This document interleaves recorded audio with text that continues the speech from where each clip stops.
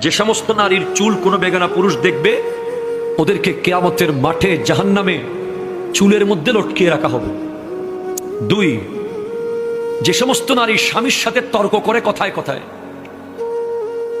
বাকবিতান্ডে জড়িয়ে যায়, কথায় কথায় জবাব দেয়, স্বামীর মনে আঘাত দেয়, তাদের জিহ্বার মধ্যে লটকিয়ে রাখা হবে। জানিয়ে দেবেন আপনার ওয়াইফকে। আপনাদের সাথে আসতেছি একটু পরে।